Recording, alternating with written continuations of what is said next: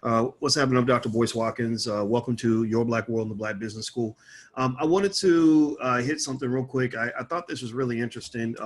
Charles Barkley and Stephen A. Smith are apparently going at it with each other over this whole situation with the NBA and the NBA players and basically this whole not just the protests, but I think that they're having a back and forth about Steve Nash.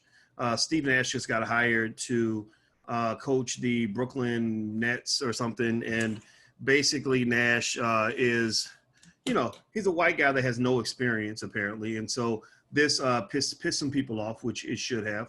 And it pisses you off, I guess, if you wanted to be a coach and stuff like that.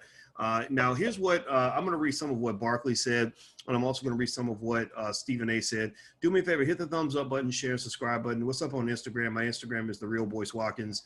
If you haven't followed me on Instagram, feel free to do that. We have a lot of intelligent conversations there. And basically, it says here in the New York Post that Charles Barkley made it known that he's very disappointed in some of the reactions to the Brooklyn Nets hiring Steve Nash. Nash being named the Nets head coach Thursday was a surprise, with pundits pointing to his lack of experience.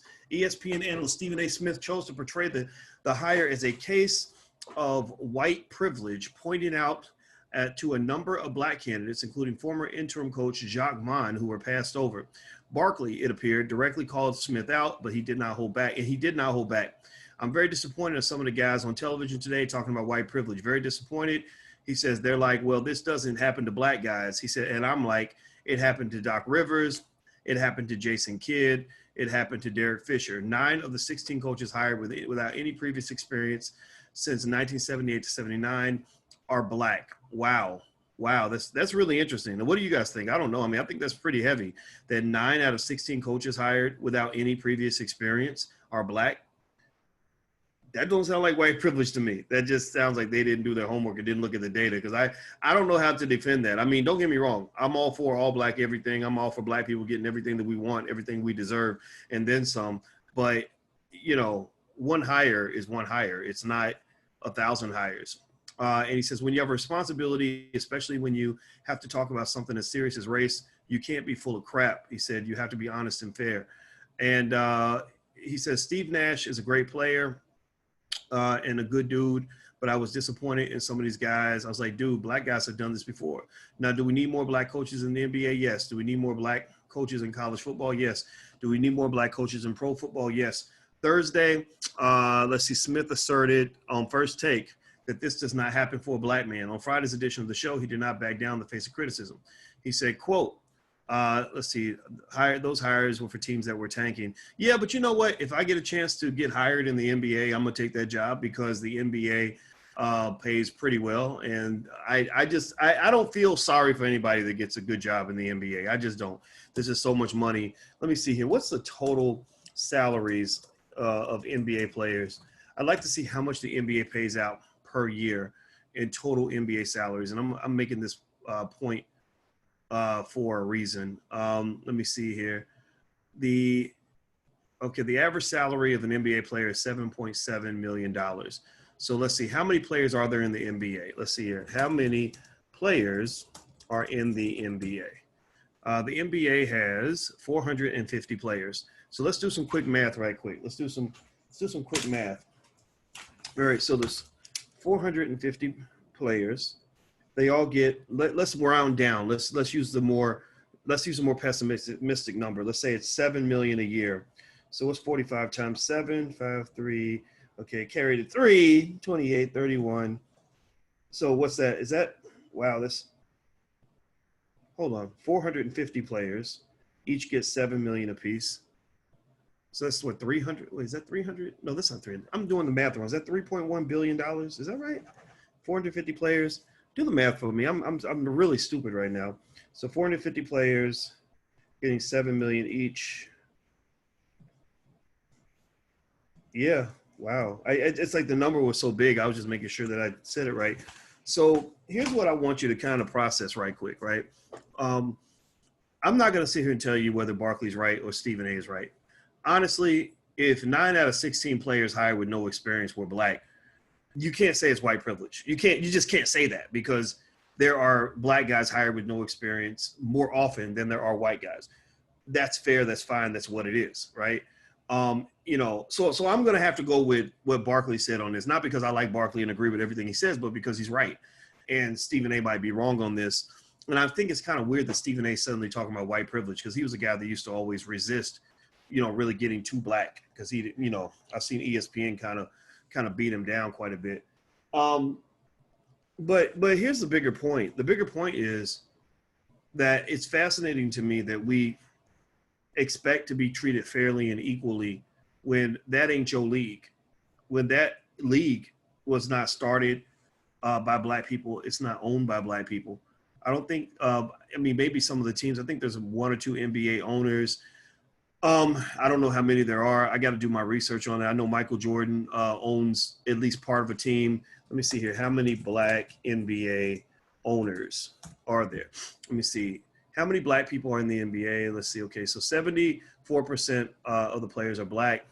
How many teams are owned by black players? Let's see. In a league of 30 teams, there are 3 minority owners. Well, you got to be dangerous. You got to be careful with that word minority.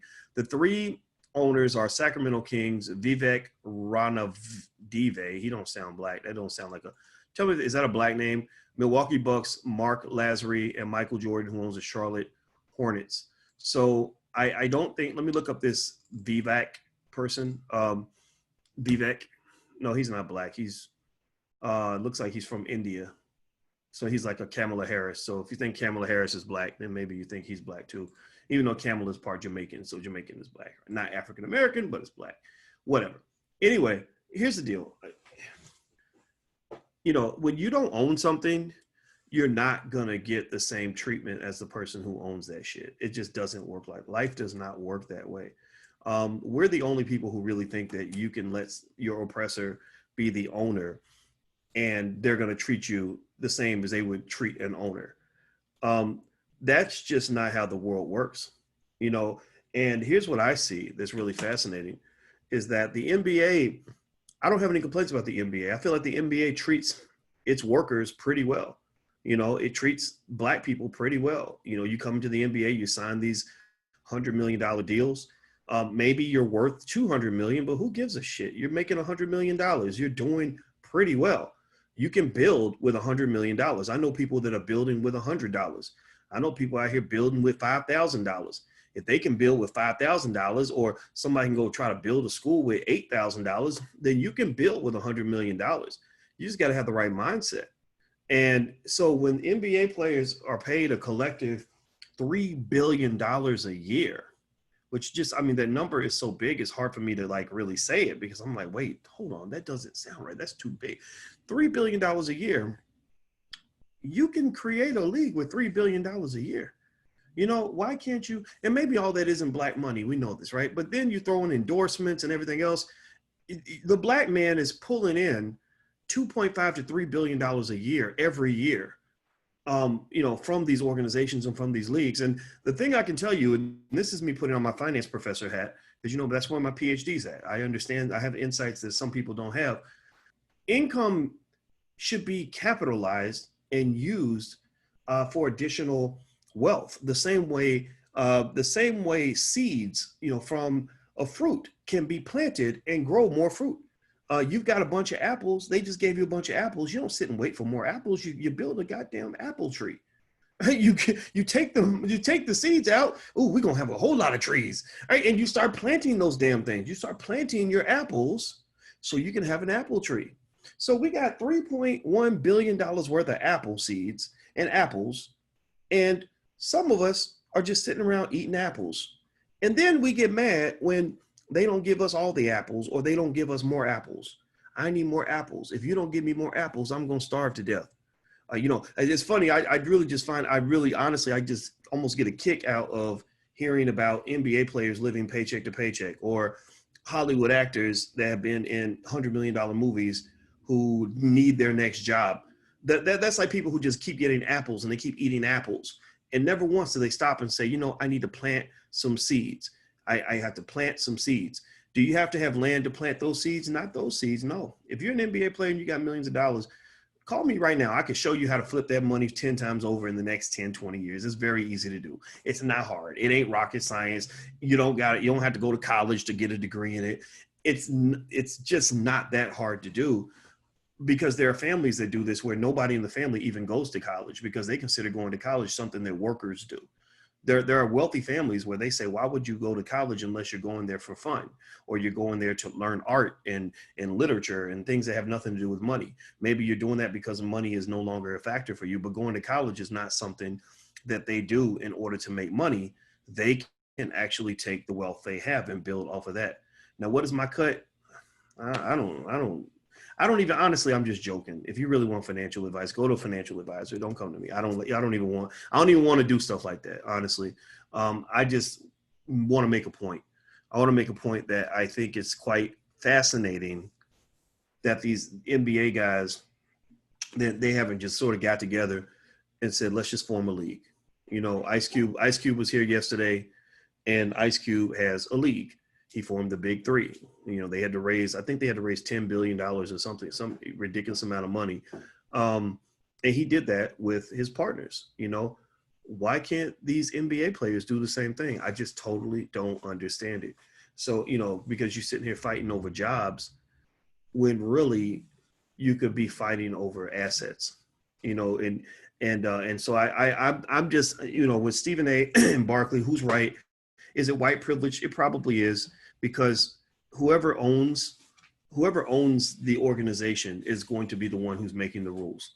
So if you want to get away from white privilege, then get away from white-owned organizations. Because I can tell you, if you were working in my organization, every single day you're going to deal with Boyce privilege. Ain't no way. Give me a yes or no in the chat. Yes or no. Give me a yes or no right quick. How many of you, if you were running a company with your family and people came to work for you, how many of you would give your family privilege? How many of you would put your family's resume at the top of the pile? How many of you would take care of Black people before you take care of anybody else? Give me a yes or no. Yes or no. Would you, you know, say, you know what, they Black, I'm down for Black people. I'm B1 all day. I'm gonna make sure I give the brother a shot. How many of you would actually implement some type of Black privilege in your business? You know, I'm just keeping it 100, keeping it real here. This whole equality, kumbaya, treat everybody the same crap, that ain't real. That's a fairy tale. That's a Disney movie they've been feeding you since you were little, and y'all watch that damn thing so many times that you really think it's real. You think that's how the real world works. The real world does not work that way. The real world works like this. People who own the organization have privilege. That's why you work so hard to win. It's just like in the NBA finals. The team that wins the championship is going to have the privilege of being a champion. They're going to get the special ring. They're going to get bragging rights. They're going to get to hoist up the trophy. They might get all the girls, right? They're going to get all the respect. They're going to get into the Hall of Fame. And if you are a loser and you did not win, you will not be treated like a winner. And so in this society, in this world, and this ain't even really about capitalism, this is about life. There are winners and there are losers. If you go to the animal kingdom, there are animals that are winners and there are animals that are losers. There are those that are strong and those that are weak. And the women tend to want to mate with the animals that win. They don't want to mate with the animals that lose. That's what nobody tells a female lion who she's supposed to want to mate with. Nobody tells her. She didn't go to college. She didn't go to Spelman or Barnard or something and take a women's studies class on what type of man is right for her. She just wants to mate with the winner. She's like, you're the winner, you're the loser. Okay, so y'all got in a fight. He kicked your ass. And also there was food and he got the food, but you didn't.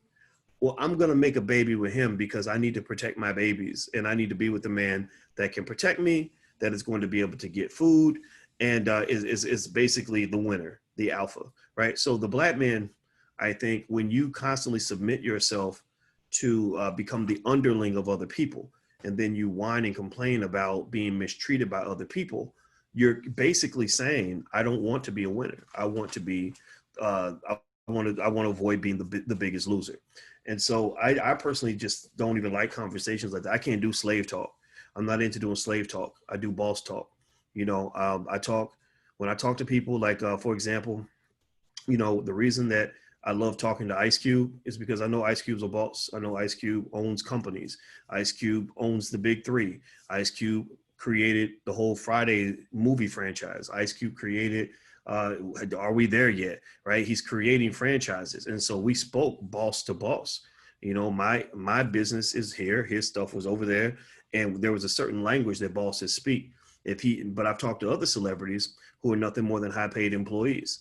They're not able to have boss conversations. They don't understand what it means to be an owner. They'll talk all day about, well, you know, they don't treat me right and that ain't fair and they don't like me. I don't think they like Black people, you know. And I'm gonna just tell you, like, when I talk to certain people, there's no discussion whatsoever about whether or not somebody likes you. Like, they literally do not care. I truly do not care if you like me. It doesn't. If I'm negotiating with you, whether you like me is literally the lowest agenda item on my priority list. In fact, if we walk away from the table, the negotiating table, and you still really like me, and we've been negotiating, and I'm fighting on behalf of my people, I'm really going to wonder if I did a good job, right? Because there's no way you can take something from somebody and battle with somebody and win something that's worth winning and have the person be happy with what you did. So I think Black people have to get away from this whole "do white people like us" thing. All this slave talk about, you know, oh, well, that's not fair. They're mistreating us, and oh, that's white privilege and all this other stuff. I mean, I think that's stuff white people put into your head because I think they kind of enjoy seeing you in a victim role. They enjoy seeing you almost like a harmless pet, you know, like a harmless pet where you're not a real threat to compete for the resources. You're simply somebody that they want to protect and preserve, almost like a little baby. And so I actually take pride in the fact that a lot of white people are very intimidated by me. I meet white people, they don't know what to do with me. They don't understand why I don't care if they like me or not. You know, I could sit down with somebody who's damn near a Klansman and I don't care. I don't care if you like me or not. I'll laugh with you, whatever, because how you feel about me is not going to affect what I do with my life. It's not going to affect how I feel about myself. I don't need your approval. He doesn't need my approval. Give me a yes or no. How many of you think white people sit around wondering if Black people like them? How many of you think white people that are about to do billion-dollar business deals are a little bit hesitant to do the deal because they think that a Black person said something mean to them? Like, how many of you think that white people sit around and slow down their progress? I'm talking about the winners. I'm talking about the winners in their culture, the ones who are really doing things, getting things done. When Elon Musk is running a $100 billion company, does he sit around and wonder what Black people think about him? Will he disrupt his entire day so he can get on the internet and tweet about all the Black people that have said mean things to white people, right? No, he doesn't. He doesn't give a shit. He doesn't care. And so equality to me means that you don't care what I think about you. I don't care what you think about me. You know, are we going to be useful to each other, or are we just going to go our separate ways? Either way, I'm fine with that, but they're not your damn babysitters. So my belief is I think we should get away from this, you know, white privilege talk, this white supremacists behind every clothes or underneath every box of Cheerios, there's a white supremacist. You know, yeah, they're white supremacists. Okay, they're racist. Biden's racist, Trump's racist. Now get over it. If you're going to pick a candidate, pick the one that's going to represent your interests. If you're not going to pick a candidate, don't pick a candidate. But get back to handling your business. Stop sitting around obsessing over whether or not you think Donald Trump likes Black people or not, or whether you think Joe Biden likes Black people or not. They don't like Black people. Biden doesn't like Black. He locked up 100,000 Negroes. What makes you think he likes Black people? What makes you think that Joe Biden is your savior? If he's your best bet, if he's your greatest hope, if he's your great white hope to make Black America better, I truly feel sorry for you. I really do. If you really believe Joe Biden is the guy that's going to dismantle systematic racism, I feel so sorry for you because you clearly have not read and seen the effects of the Joe Biden, Bill Clinton crime bill. If you think Donald Trump is the guy, if you're telling me about Black liberation and all roads lead back to Trump and how great Trump is for Black people, you clearly don't understand America. You don't understand Trump. Trump is a guy he might do business with you if he respects you and thinks that you're a worthy adversary, but he don't like nobody. He ain't got no friends. He's just got people that are useful to him and those who are not useful to him. That's all Trump has. White friends, Black friends, no. He's hated equally by everybody. So I just don't get this whole, like, I'm going to vote for somebody because I believe that they like me. It just doesn't make any sense to me. It's just something I can't relate to. So So I think at the end of the day, going back full circle to the conversation we started about white privilege and the hiring of Steve Nash by the Brooklyn Nets, if you don't own the Brooklyn Nets, then go own a team and hire who you want. Stop complaining about who they chose to hire for that job. Let them hire whoever the hell they want. Do you think he'll do better with Kamala? I don't care. I don't know. I just really don't. I pay attention to things that I think are really going to make a difference. I don't think this is going to make a difference. I think that in this election, I think that we're simply choosing the best pimp. That's it. We're a pack of hoes who have a really mean pimp named Donald Trump, and another pimp came along and said, "I'm going to help you. If you support me, I'm going to go and I'm going to kill your pimp, and then I'll be your pimp, and I'm going to treat you right. You know, look, bitch, I'm going to buy you some fur coats and I'm going to get you some Gucci, and I'm going to treat you well. I'm going to treat you better than him, and you're going to be happy, you know, with me as your pimp." And I'm just the one who says, look, I'm not a hoe. I'm not a hooker. I'm not looking for a better pimp. I'm looking to be free. And I think that that's the language I speak. I want to be a free black man. I want to be a builder. I want to be a winner. And I don't do slave talk. So slave talk means if you tell, for example, with voting, slave talk is when you start telling me who to vote for. I'm not a slave. Slavery ended. It's not your choice who I'm going to vote for. That's my choice. Slave talk is, when we're spending a lot of time worried about how white people treat us when we go work for their companies. I don't do that. I say, well, if they're not treating you well, then why can't we go start a business, right? That's the talk I like. Slave talk is whether or not somebody likes you or not. Well, I hear that they don't like black people. I hear they're racist. So what? That ain't gonna stop you from getting what you want. The world ain't gonna like you. In fact, the better you are at what you do, the more haters you're gonna have. I want black people to have more haters. I want the whole world to hate black people at the end of the day at some point. I want them to be so mad at us because we're winning so much. I want them to be like, God damn, every time we turn around, black people are buying property. God damn, those black people, they gentrify my whole neighborhood. Those damn black kids always starting businesses. That little black boy came to the school and he got all the kids' lunch money because he's hustling and selling candy, and my daughter gave him all her money. Like these damn black people, that's what I want. I really want them to be mad because people they get mad at winners, but they feel sorry for losers. So what you're looking for is you're looking for people to feel sorry for you. You're looking for sympathy. You're looking for somebody to be like, oh my God, these poor black people are getting their asses kicked so bad. Their suffering is so terrible. They can't breathe. Hands up, don't shoot. Black lives matter. We need to help them because they're too stupid to help themselves and they're too ridiculously pathetic to help themselves. Oh my God, those poor black people. Oh my God, we gotta do something for them. Throw them some scraps, throw them a piece of butter, throw them some butter, throw the little black boy some butter so he'll stop crying. Poor thing, come here. Right? That's like, I'm serious. They got us looking stupid, man. They got us really looking. I'm not gonna walk down the street with my hands up, don't shoot, I can't breathe. Why? What is that for? No. I'm in the twilight zone, man. I swear. I'm gonna go. We're about to go eat. Alicia's patiently waiting for me, so I've got to go. Thank you for listening. I know I rambled a little bit, but I just really. Here's what somebody talked about their black son. Here's what here's what we told our 17-year-old. He mentioned something about a school that we thought he should go to, and he said, well, I don't know if I want to go to that school because I heard that they're racist. And we were like, so the fuck what? Who cares if they like you or don't like you? You get it off your ass, you go in there, you hustle hard, you get what's yours. Are those little white boys that are coming in that school and the Asian kids, are they worried about whether or not you like them? Are they going to not come to school because they're afraid that you won't accept them? No. They're not doing none of that. They're going to come in there, they're going to hustle, they're going to get what's theirs, and they're going to take it. And that's what you have to do. Stop spending all your time seeking approval from white people. That is a form of white supremacy because they don't give a shit what you think about them. They could care less what you think. But yet you all day will obsess over how they feel about you. That's white supremacy 101. When I care about what you think and you don't give a damn about what I think, that means that I'm admitting that your opinion about me matters more than my opinion about you, which means that I have subjected myself, I have submitted myself to an inferior position to you.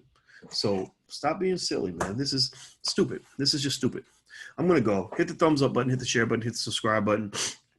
And you can have a free copy of my book if you want at allblackeconomics.com. That's allblackeconomics.com. Somebody said I have deodorant on my shirt. See, y'all ain't right. Y'all don't be paying attention, but I do have deodorant. Look at that. I need to wipe that off. Well, thank you for pointing that out. I do that all the time, just so you know. Just in case you were ever wondering, you're really listening to a really corniest, uncoolest person on the planet. So I do stuff like that. That's just what I do, because I don't get. But then again, I don't give a shit what you think. So there you go. So I'm practicing, right? See, you don't give a shit. When you stop giving a shit, that's the most liberating feeling you can ever have. Learn how to not give a shit, except for the things you give a shit about. Pick the things that matter to you. Everything else, let it go. Just let it go. All right, I'm out of here, guys. Take care. Have a good day. I'll see you soon. Thanks for listening. Peace.